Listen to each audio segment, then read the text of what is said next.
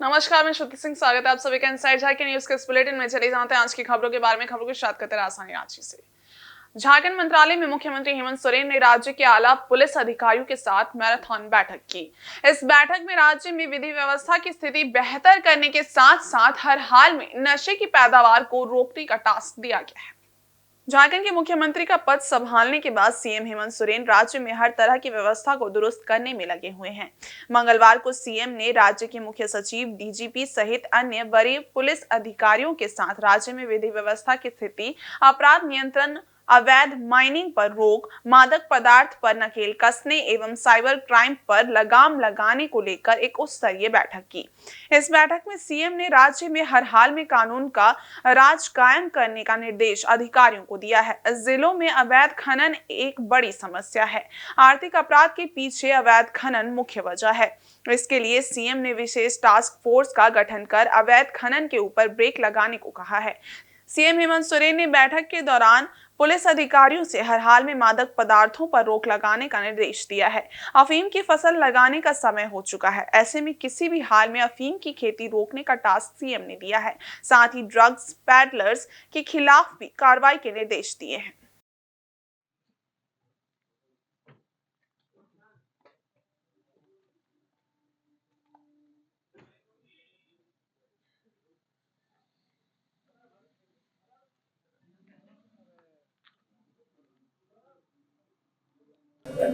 जो पुलिस विभाग के लोगों के साथ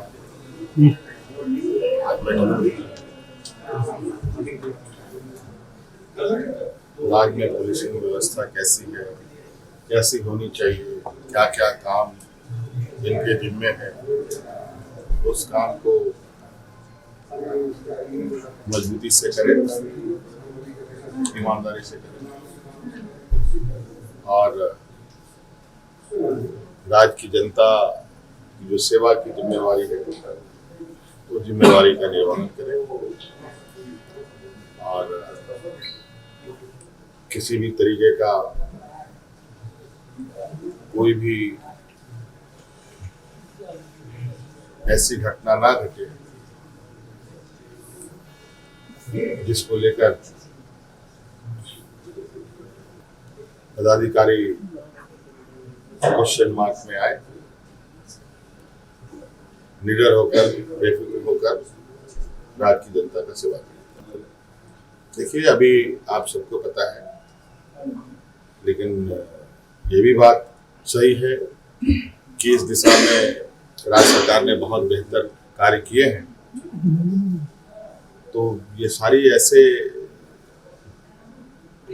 चीजें हैं जो एकाएक इसको आप नहीं खत्म कर सकते। इसकी कुछ असर, उसके जो साइड इफेक्ट्स हैं। माननीय मुख्यमंत्री जी ने बहुत डिटेल्ड रिव्यू किया है। पूरे पुलिस विभाग का बहुत सारे इंस्ट्रक्शंस दिए हैं।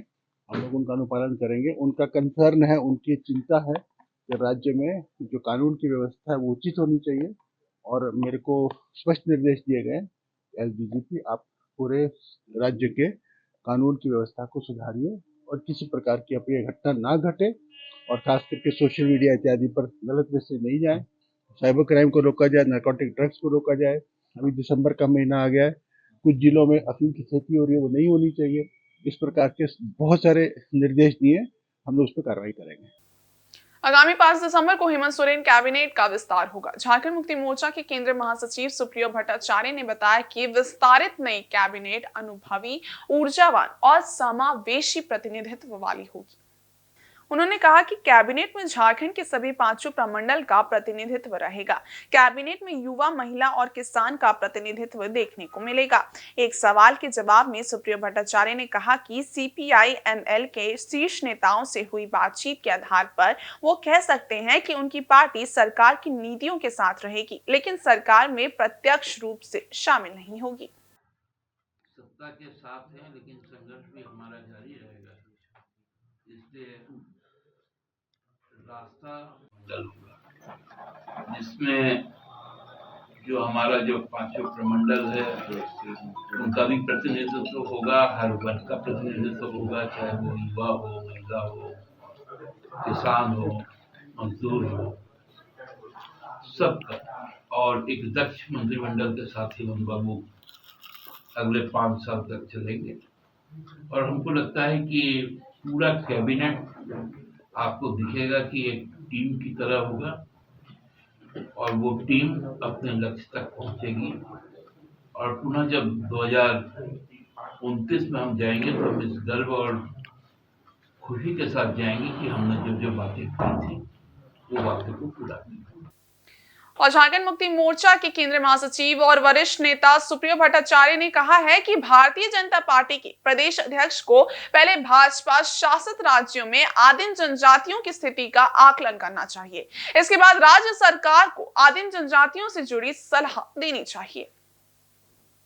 मंगलवार को रांची में पत्रकारों से बातचीत में सुप्रियो भट्टाचार्य ने कहा कि भारतीय जनता पार्टी के प्रदेश अध्यक्ष बाबूलाल मरांडी पहाड़िया जनजाति के संबंध में राज्य सरकार को सलाह दे रहे हैं। भाजपा शासित उड़ीसा राज्य में 15 आदिम जनजाति, छत्तीसगढ़ में 12 आदिम जनजाति और मध्य प्रदेश में 18 आदिम जनजाति निवास करती है। बाबूलाल मरांडी को सबसे पहले इन तीनों भाजपा शासित राज्यों में आदिम जनजातियों की शिक्षा, स्वास्थ्य और रोजगार की स्थिति का आकलन करना चाहिए। सुप्रियो भट्टाचार्य ने कहा कि झारखंड मुक्ति मोर्चा के प्रमुख और गुरुजी शिबू सोरेन के नेतृत्व में बनी सरकार के दौरान ही आदिम जनजातियों को नौकरियों में सीधी बहाली की व्यवस्था की गई थी, जिसे आज भी कायम रखा गया है।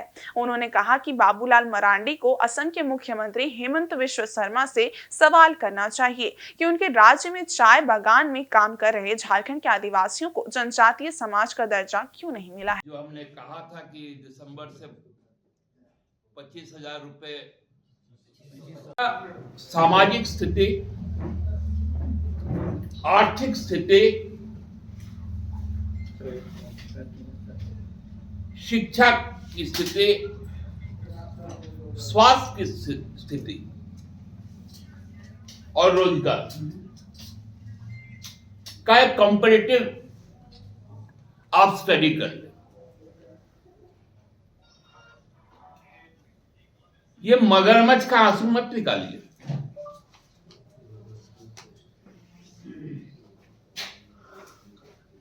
जिस बात की आपको जानकारी नहीं,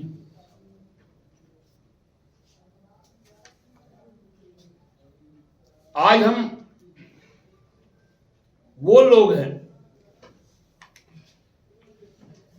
जो आदिम जनजाति का सीधा नियुक्ति की प्रक्रिया अपनाते हैं। गुरुजी के मुख्यमंत्री कार्य में हमने इस निर्णय को पालन किया था, हेमंत बाबू ने भी किया, और आपको चिंता सता नहीं।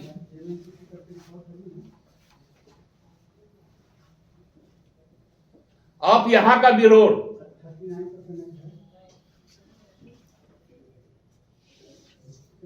यहां का बैगा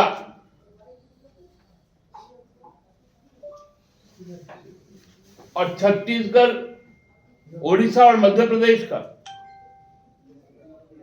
केवल इनका ही तुलना कर दें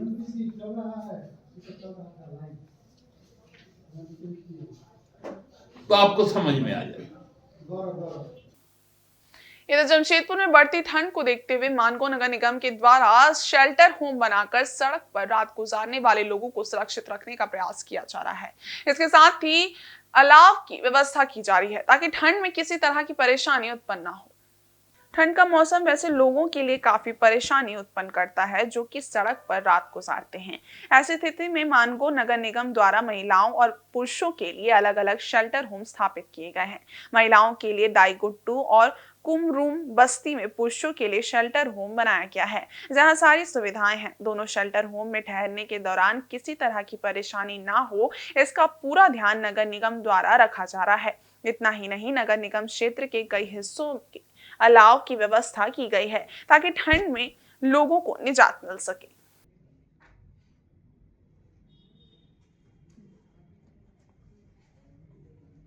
अभी 2 शेल्टर होम है, एक मेल के लिए है, एक फीमेल के लिए।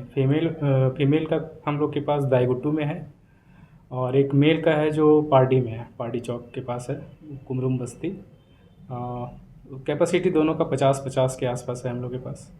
और एक टेम्प्ररी हम लोग बना रहे हैं, कौशल विकास है पार्टी चौक पे, वहाँ पे एक टेम्प्ररी एक बना दे रहे हैं 10 का कैपेसिटी के साथ, वहाँ पे भी लोग को रखा जाएगा। एक से फीमेल वाली तो बहुत अच्छा स्थिति में है अभी, और मेल में कुछ है कम कम बेसी, उसको हम लोग अच्छा कर रहे हैं।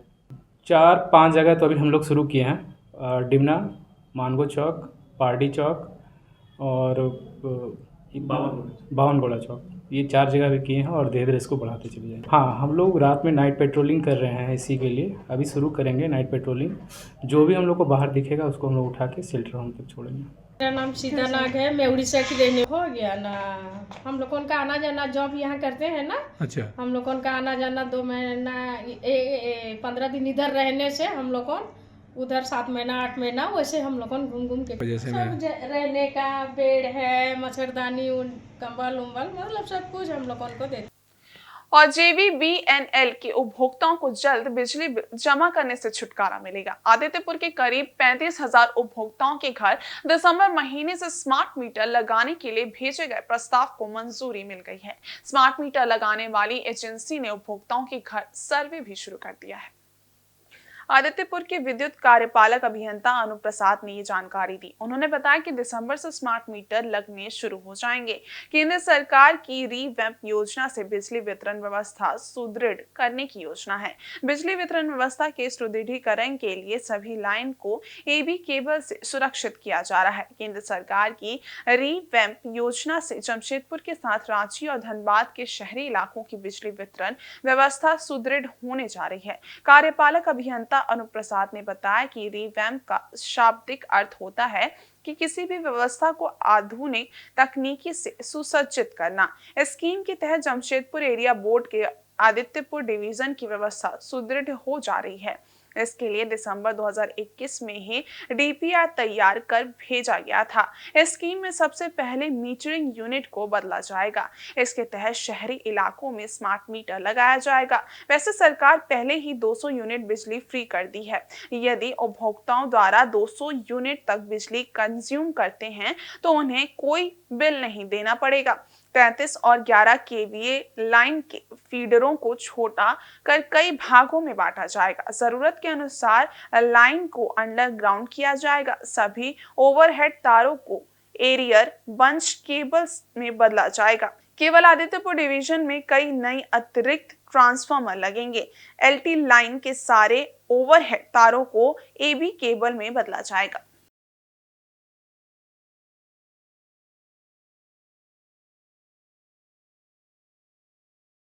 जी, विभाग द्वारा RDSS स्कीम में प्रत्येक उपभोक्ताओं के यहाँ पे, चाहे वो घरेलू हो, वाणिज्य हो, चाहे वो इंडस्ट्रियल हो, औद्योगिक, सभी के यहाँ पे अब डिपार्टमेंट के द्वारा स्मार्ट मीटर लगाने की पहल की जा रही है। इसके लिए एजेंसी का चयन हो चुका है, उन्हें वर्क ऑर्डर भी दे दिया गया है। एजेंसी के द्वारा सर्वे कार्य शुरू कर दिया गया है। हमें उम्मीद है कि हम लोग इसे दिसंबर माह के अंतिम पड़ाव में या फिर जनवरी में हम लोग इस कार्य को प्रारंभ कर देंगे। इसका मुख्य उद्देश्य स्मार्ट मीटर का कि लोगों को, आम उपभोक्ताओं को सहूलियत मिले कि उन्हें विभाग आके पैसा जमा करने की ज़रूरत ना पड़े। उनका ऑलरेडी से पहले से रिचार्ज हुआ रखा रहेगा मीटर, और जैसे उनका रिचार्ज खत्म होगा उन्हें मैसेज आएगा कि आपका रिचार्ज अब खत्म होने वाला है, तो वो लोग फिर अपना दोबारा कर लेंगे। इससे विभाग को सबसे बड़ा लाभ AT&C लॉस कम करने में मिलेगा। उपभोक्ताओं को भी इससे बहुत सुविधा मिलेगी। स्मार्ट मीटर का केवल ये पहलू नहीं है कि केवल हम लोग ऑनलाइन या फिर एडवांस पेमेंट ये करते हैं। एडवांस पेमेंट हम लोग पहले से जमा करते हैं, उसके और भी बहुत पहलू है। जैसे किन्हीं का अगर लाइन खराब हो तो उसे हमें डायरेक्टली सूचना मिल जाएगी कि फलना क्षेत्र का लाइन खराब है, तो वहाँ पर हम अपने मिस्त्रियों को भेज के उस क्षेत्र का जो फ्यूज कॉल है उसे खुद ही दूर कर लेंगे, विभाग द्वारा स्वयं दूर कर लिया जाएगा। इसके अलावा भी बहुत से अलग अलग तरीके के इसमें ये है। और उम्मीद फाउंडेशन की ओर से 5 जनवरी 2025 को रांची के मरांग गोम के जयपाल सिंह मुंडा की जयंती पर जयपाल सिंह मुंडा खेल पुरस्कार का आयोजन किया जाएगा। यह आयोजन आड्रे हाउस में किया जाएगा। मंगलवार को प्रेस कॉन्फ्रेंस कर फाउंडेशन के सदस्यों की ओर से जानकारी दी गई। इस पुरस्कार को झारखंड के सर्वश्रेष्ठ खिलाड़ी के नाम पर रखा गया है, जिन्होंने 1928 में भारत को अपनी कप्तानी में पहली बार गोल्ड मेडल दिलवाया और जिन्हें भारत की ओर से 1925 में ऑक्सफोर्ड ब्लू का खिताब से नवाजा गया। जयपाल सिंह मुंडा का जन्म 3 जनवरी 1903 को खूंटी के पाहन टोली गांव में हुआ था। जयपाल सिंह मुंडा की जयंती झारखंड में ही नहीं बल्कि देश भर में मनाई जाती है। पुरस्कार में एक पदक, एक स्मृति चिन्ह और एक प्रशस्ति पत्र पुरस्कृत व्यक्ति को दिया जाएगा। पुरस्कार में भाग लेने के लिए इच्छुक खिलाड़ी को अपना नामांकन करना होगा। इस वर्ष के लिए नामांकन 20 दिसंबर तक स्वीकार किए जाएंगे, जिसमें एक खेल से अधिकतम 2 खिलाड़ियों का चयन किया जाएगा।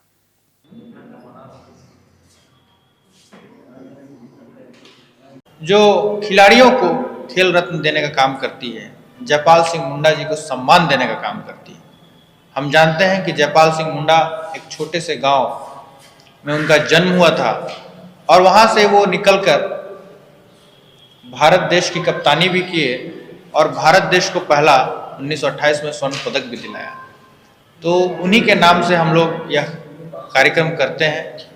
उनके नाम से हम लोग सभी खिलाड़ियों को पुरस्कार देने का काम करते हैं। इस वर्ष हम लोग 5 जनवरी को रांची के आडरे हाउस में यह कार्यक्रम होगा और 25 खिलाड़ियों को हम लोग पुरस्कृत करेंगे। इसके लिए हम लोग फॉर्म निर्गत किए हुए हैं। जो खिलाड़ी अपने आप को मानते हैं कि हम इस पुरस्कार के लिए हैं, तो पहले तो फॉर्म भरेंगे, ऑफलाइन और ऑनलाइन दोनों हैं। दूसरा चीज़ है, हमारे पास जो झारखंड का छोटा नागपुर एथलेटिक एसोसिएशन है, उनसे भी हम लोग एक लिखित रूप से बोलते हैं कि भाई हमको खिलाड़ी का सूची दीजिए जो इस राज्य के लिए या उत्कृष्ट खेलें। साथ ही साथ हमारे पास कई ऐसे दिग्गज खिलाड़ी रहे हैं जो हमारे टीम में हैं। भारतीय हॉकी कप्तान अश्विंता लकड़ा जो पूर्व कप्तान रही हॉकी की, वो भी हमारे टीम में है और उनके मार्गदर्शन से हम लोग प्लेयरों का चयन करते हैं। वहीं पूर्वी सिंहभूम जिले के मुसाबने स्थित बागजाता खदान में 62वां वार्षिक खान सुरक्षा सप्ताह चलाया जा रहा है। इसके तहत प्रतिदिन सुरक्षा से संबंधित जानकारी तथा विभिन्न प्रकार के कार्यक्रम आयोजित किए जा रहे हैं। UCIL ग्रुप ऑफ माइंस द्वारा बागजाता खदान में इस वर्ष 2 से 7 दिसंबर तक चलाया जा रहा है। ये खान सुरक्षा सप्ताह DGMS चाईबासा जोन के दिशा निर्देश पर प्रतिवर्ष आयोजन किया जाता है, जिसका मुख्य उद्देश्य खान परिसर में दुर्घटना को रोकना और खान विकास कार्य तथा उत्पादन को जारी रखना है। मंगलवार को प्रथम पाली में बागजाता खान परिसर में माइंस मैनेजर रोहित कुमार तथा सेफ्टी ऑफिसर सुखदेव डे ने सभी कामगारों को सुरक्षा संबंधी शपथ ग्रहण कराया एवं सुरक्षा में किसी तरह समझौता नहीं करने का वचन लिया। इस सुरक्षा सप्ताह के लिए ISO हेड के राव, DGM माइंस मनोरंजन महाली, डायरेक्टर टेक्निकल और सेफ्टी ऑफिसर उपस्थित थे। हमारे UCIL बागजाता माइंस द्वारा डेमोन्स्ट्रेशन किया जा रहा है कि माइंस परिसर में या अंडरग्राउंड में कहीं पे भी अगर आग लगता है तो हम उसे किस तरह बुझा सकते हैं। लगा दे।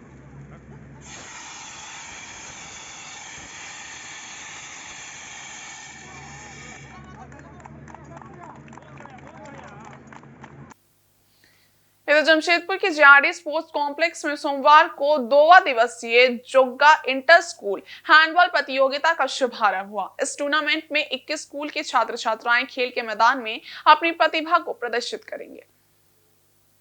विकास विद्यालय मानगो के द्वारा जोग्गा इंटर स्कूल हैंडबॉल प्रतियोगिता की शुरुआत की गई है। उद्घाटन सत्र में JRD स्पोर्ट्स कॉम्प्लेक्स खेल विभाग के कई अधिकारी एवं विभिन्न स्कूलों के शिक्षक एवं छात्र छात्राएं मौजूद थे। 2 दिवसीय इस प्रतियोगिता में शहर के 21 स्कूलों के विद्यार्थी हिस्सा ले रहे हैं। प्रतियोगिता के संबंध में जानकारी देते हुए विकास विद्यालय के प्राचार्य विकास कुमार सिंह ने बताया कि विद्यार्थियों की प्रतिभा को निखारने के लिए टाटा स्टील खेल विभाग के द्वारा हर वर्ष इस प्रतियोगिता का आयोजन किया जाता है। फिलहाल विकास विद्यालय को हैंडबॉल प्रतियोगिता कराने की जिम्मेदारी दी गई थी, जिसके तहत आज से टूर्नामेंट की शुरुआत हुई है।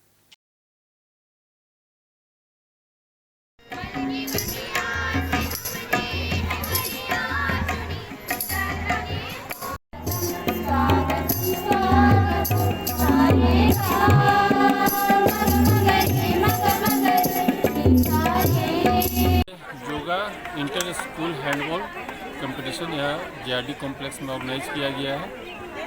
इसमें विकास विद्यालय की तरफ से स्पोर्ट्स होस्ट किया जा रहा है और जो योगा के फिरोज सर के अंडर में सुपरविज़न में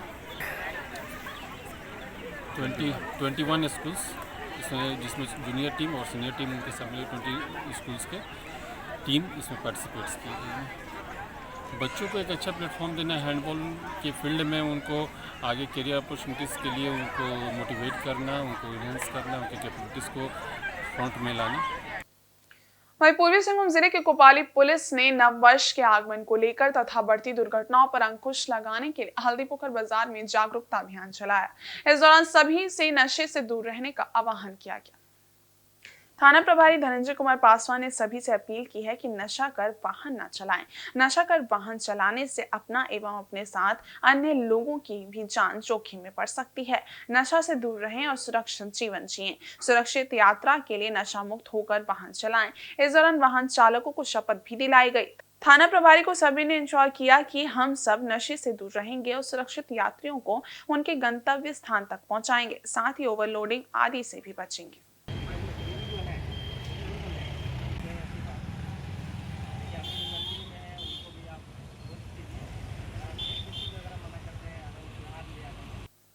और पश्चिमी सिंहभूम जिले में चुनाव खत्म होते ही माओवादियों ने एक बार फिर से अपनी धमक दी है। प्रतिबंधित नक्सली संगठन भाकपा माओवादियों ने मंगलवार की रात मनोहरपुर थाना क्षेत्र के विभिन्न इलाकों में जमकर पोस्टरबाजी की। गांव के रास्तों को भारी संख्या में बैनर पोस्टरों से पाट दिया गया है। इसमें कहा गया है कि भाकपा माओवादियों का 2 से 8 दिसंबर तक चलने वाले PLGA 24वां वर्षगांठ क्रांतिकारी सप्ताह मनाया जा रहा है। वहीं संगठन के पूर्वी रीजनल कमान द्वारा जारी बैनर और पोस्टरों में सारंडा, कोल्हान समेत विभिन्न वन क्षेत्रों के आदिवासी घरों, स्कूलों को जबरदस्ती कब्जा कर पुलिस और अर्धसैनिक बलों द्वारा स्थापित कैंपों के खिलाफ जन प्रतिरोध आंदोलन को तेज करने एवं केंद्र के वन संरक्षण कानून के खिलाफ जल, जंगल, जमीन पर जनता का अधिकार कायम करने के जैसी बातें लिखी गई हैं। धर्मनिरपेक्ष जनवाद तथा राष्ट्रीयता के आत्मनिर्णय के अधिकार हेतु संघर्ष करने की बात इसमें शामिल है। ये बैनर और पोस्टर मनोहरपुर शहरी क्षेत्र से सटे बस स्टैंड, मणिपुर, कुदा साई, पुराना पानी, मेदा साई, बचमगुट्टू समेत अन्य गांव की सड़कों पर काफी संख्या में बिखरा पड़ा हुआ है। इसकी सूचना मिलने के बाद माओवादी बैनर और पोस्टरों को जब्त कर पुलिस आगे की कार्रवाई जुट गई है।